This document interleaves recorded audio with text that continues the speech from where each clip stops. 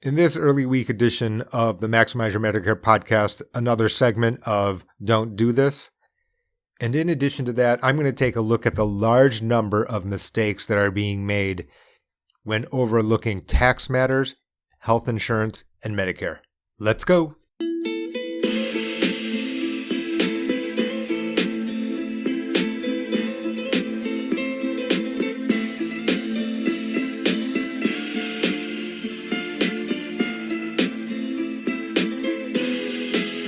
All right, welcome to the Maximize Your Medicare podcast. My name is J.O. I'm the author of Maximize Your Medicare, Qualify for Benefits, Protect Your Health, and Minimize Your Cost. Published by Allworth Press in 2020. It's available pretty much everywhere. Amazon.com. Everyone's heard of Amazon, I'm sure.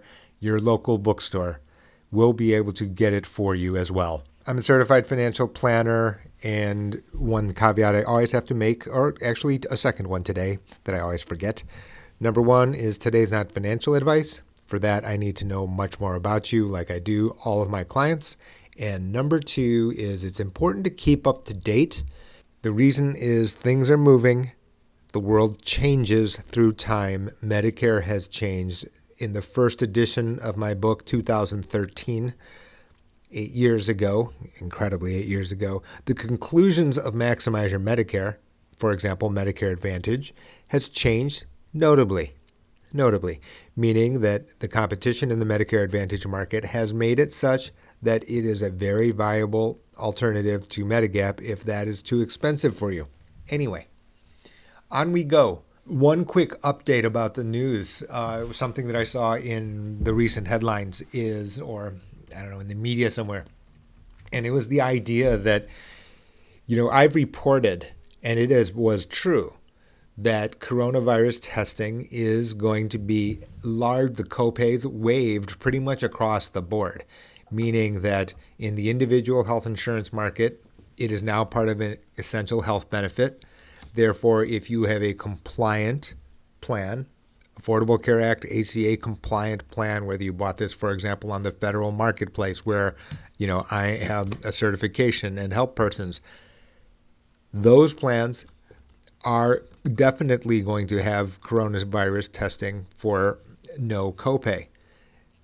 And in addition to that, many Medicare Advantage plans, if not all, I can't name of anyone who doesn't, but that said, I want to say that the largest Medicare Advantage plan carriers in the country have also pledged to say that coronavirus testing is no charge. Yeah, bit. And here's the yeah bit. What I have also seen and have been made aware of is that can be true assuming you have some symptoms. In other words, that you have reason to be testing yourself for coronavirus. Now, this is notably different, right? Because you could say that that preventing the spread of coronavirus is not only dependent on the people who have symptoms, but also importantly to get the confidence of the people that, hey, I don't have coronavirus. I've never had coronavirus. Well, in order to do that, you actually need to have a test for those persons who have no symptoms. Doesn't seem that exists. If you look in the media, and there's a ton of media and articles, 500-word, 1,000-word articles, which kind of point out certain ways to minimize taxes. Of course, lots of people want to pay less taxes, and some very popular strategies are IRA Roth conversion, reverse mortgage, Social Security deferral, and of course, required minimum distributions. And here's kind of it's a shortcoming of the way that people are informed about these topics. And the reason is that in isolation, the articles are not necessarily wrong, right? In other words, IRA Roth conversion. Yes, you can convert your 401k or IRA and do the Roth conversion up to X dollars a year. And I'm not disputing the rationale for doing so, and I'm also not disputing the reporting of the rules.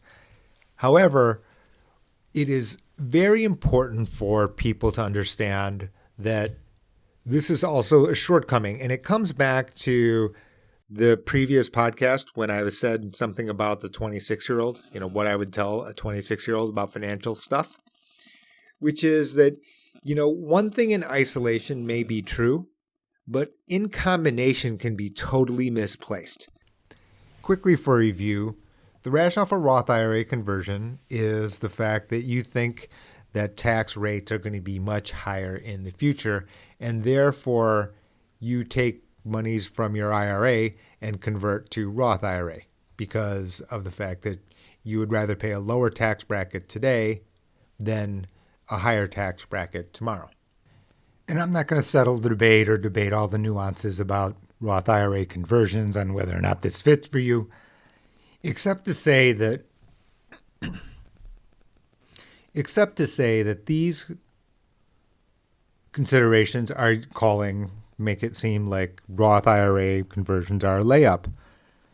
Not really. And the reason for that, and this is the basic principle, right, is that it is bringing forward your taxable income and it's trying to avoid higher tax rates in the future. The flip side is important because now health insurance and Medicare involve taxes. And it's very important to keep this in mind before making such kind of financial moves, which in isolation may seem wise. Let's just say you're a married couple and you have converted $14,000 in this year, the maximum, and converted to a Roth IRA. Well, what you've also done is you have increased your adjusted gross income by this $14,000. Depending on what your total income is, this could have some unwanted side effects, and which would basically cancel out all the benefits of tax deferral and some, as well as creating a problem today, as opposed to defeating the purpose, which is to avoid higher tax brackets in the future. So let's just take an example.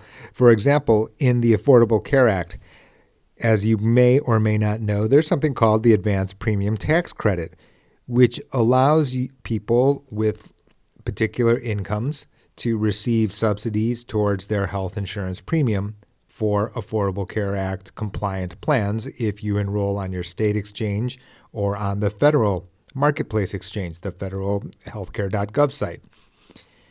Depending on your income, what can end up happening is that you can receive a subsidy. And let's say you do the Roth IRA conversion in October. Well, the problem is that when you end up filing your taxes without, and let's just say, for example, you have become unemployed or have decided to retire early, in which case you have decided to lower your income intentionally so that you can qualify for the Affordable Care Act APTC. All of that's good. All of that's fine. And let's just say your total credit is, $500 of APTC a month. So now you've received $500 of tax credit a month for 6 months. Okay, so $3,000. Well, and then at the end of the year, you decided to convert Roth IRA, right? The $14,000. The issue is that your adjusted gross income has increased by that $14,000. And if that is the case, what can end up happening is you may owe a portion or all of the $500 a month tax credit you received for the last 6 months of 2020, which is $3,000. So now you can see it. Okay, so I tried to save myself a tax rate in the future because I think that tax rates are going higher, which is debatable, right? Which is uncertain. And in addition to that, I also took a $3,000 tax credit, which was in the form of lower health insurance premiums that then may need to be paid back immediately or as soon as you file your 2020 income taxes. And now all of a sudden you have bit off your nose to spite your face. Is that how the phrase works? Something like that. I mean, in other words, you have missed the forest. You've got the tree right, potentially, if you followed this article, which said that Roth IRA conversions are a good thing. And here's the rationale, and it looks attractive.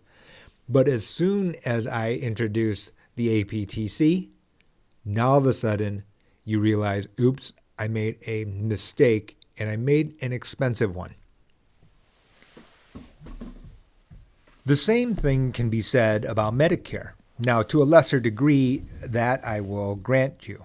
So under Medicare, if you have higher income, okay, and for a single person, that is $87,000.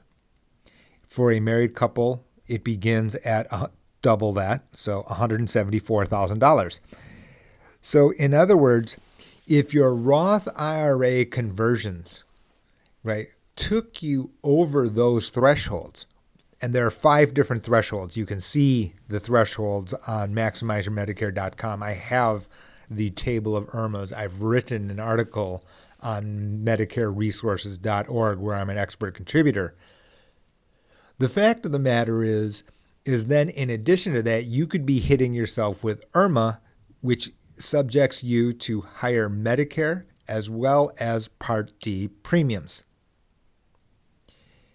In other words, if you try to calculate how much in taxes you've actually saved, maybe, right? Because it's not certain that tax rates will increase in the future at your particular income bracket, right? There's nothing that says that with any certainty, but that was the rationale going in.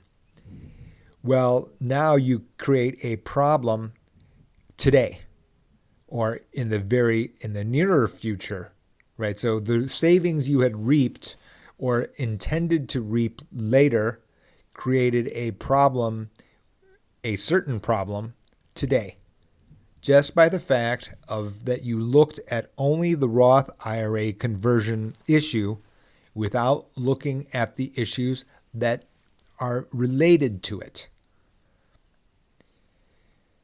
Now, this seems complicated, and I can understand that. That said, and this is going to be me throwing a rock at somebody out in the world, I recognize that, which is that, too frequently what ends up happening is people try to fragment, they try to segment, they try to keep something that they thought were separate issues separate.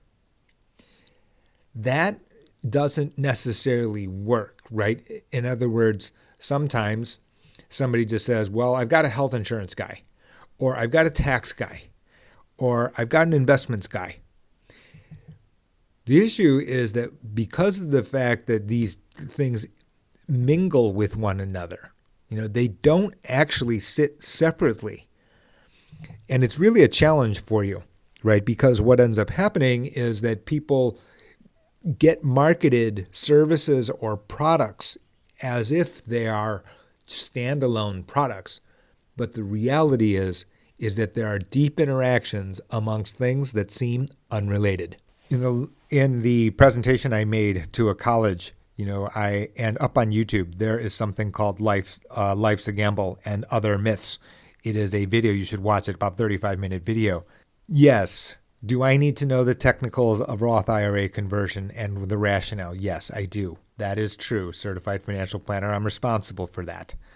That all said, I am also responsible for the topics next to it, meaning that, it's like pieces of a puzzle. If Roth IRA conversion is one piece of the puzzle, health insurance is another piece of the puzzle, required minimum distributions, another piece of the puzzle, Social Security timing, another piece of the puzzle.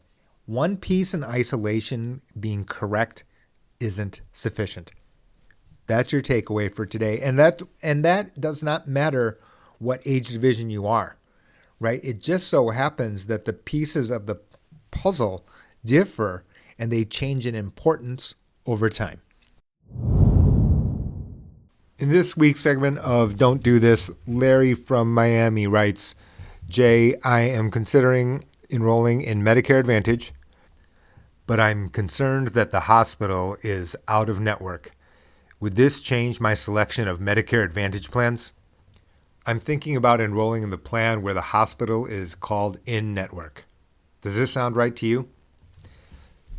So, Larry, this is a good question. And generally speaking, in Maximize Your Medicare and understanding Medicare Advantage plans, it is very important to understand the network.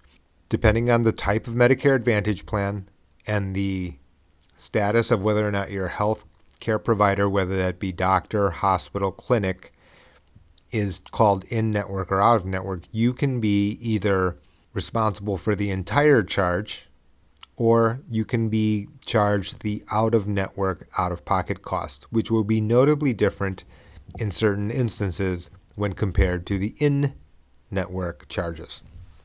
Now, here, however, are a couple of extra things that you need to keep in mind as you think through Medicare Advantage plans. First of all, the idea of network under Medicare is actually notably different than networks prior to Medicare in the pre-65 area.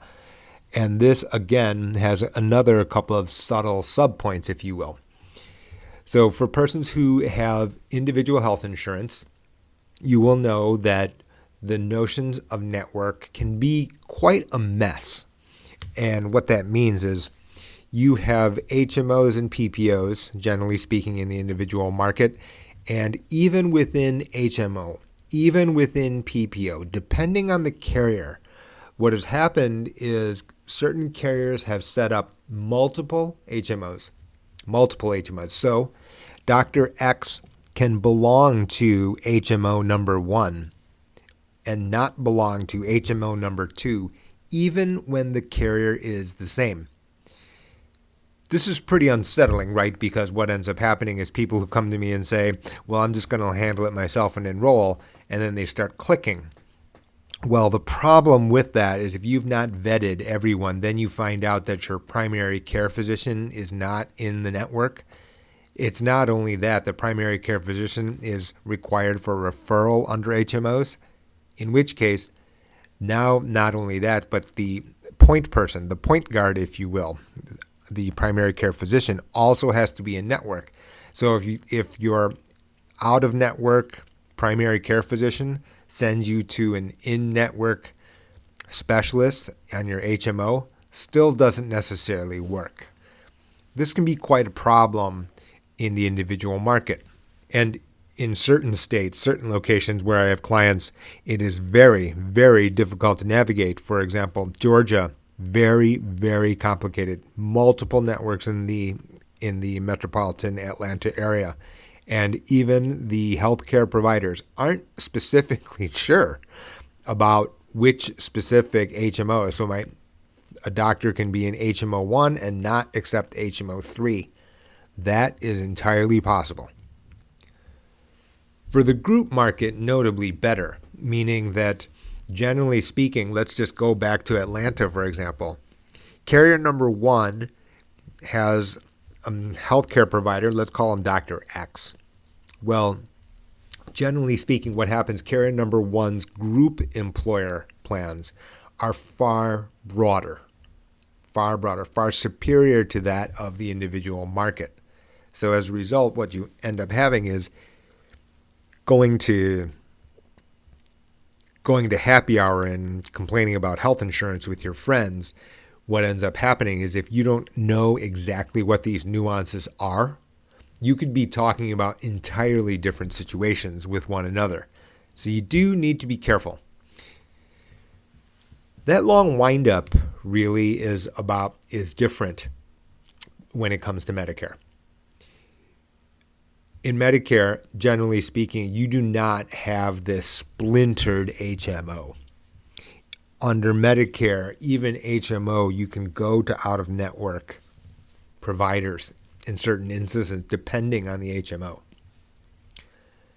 And not only that, the notion of the way that people handle out-of-network, and really the highlight here is this, which is that out-of-network for a Medicare Advantage plan simply means that if that doctor, let's call him Dr. X again, if this person accepts the federal Medicare card, the red, white, and blue card, then he does accept your Medicare Advantage PPO. It's just that you get charged the out-of-network cost. That's it. Now, in certain cases, that can be notable, right? I mean, the specialist could be $50 in network and it can be 20% copay out of network. Could that happen? Yes, it could. Nevertheless, there isn't the situation under a Medicare Advantage PPO where the doctor doesn't accept the plan at all, unless that doctor doesn't accept any Medicare clients, like no Medicare patients. Other than that, you will get coverage from your Medicare Advantage PPO as long as the healthcare provider accepts Medicare itself. And that makes it way different than the pre-65 market.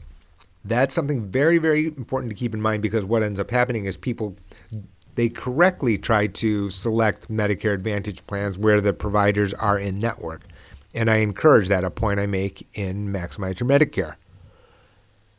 That said, if you have a PPO, a lot of the ideas, a lot of the war stories, the horror stories you hear about, huge medical bills, they don't really exist under Medicare Advantage PPOs. And the reason is because most providers, the overwhelming, well over 90% of healthcare providers in the United States, accept the federal Medicare card. So back to Larry here. So, for example, new to Medicare, not realizing the difference between pre-65 in and out of network definitions versus Medicare in and out of network definitions. This is a new set of language that people under Medicare do have to understand. Once you get beyond there, then the fact is, in Larry's specific case, he was writing from Miami. And it just so happens that in the location where he is writing from, there's a wide variety of Medicare Advantage plans, just like in every place in the nation, most of the places in the nation. What you end up having is the fact that plan number 4 has an out-of-pocket maximum which is dramatically lower than plan number 5. Okay, so now when I took a look at the hospital, it didn't belong in network under plan number 4. And normally I would have said, Larry, you can pass on plan number 4. Plan number 5 is better, doctor, especially because the hospital is in network. The issue, though, is the fact that the out-of-pocket maximum, which is the lowest downside, the maximum financial exposure, after which the insurance carrier pays 100%, was so dramatically lower in the plan number 4 case that even in the worst case scenario, you went to the hospital, it was out of network. But since the out-of-pocket maximum was dramatically lower in plan number 4 versus plan number 5, that told me that's okay. In other words, because Medicare Advantage networks work this way, then you still lower your possible financial exposure by going with plan number 4. Tricky stuff. You might think it's a kind of an innocent question. Hospital isn't in network in plan number 4. Does that normally eliminate it from the choices? Yeah, but you do have to keep digging on the details.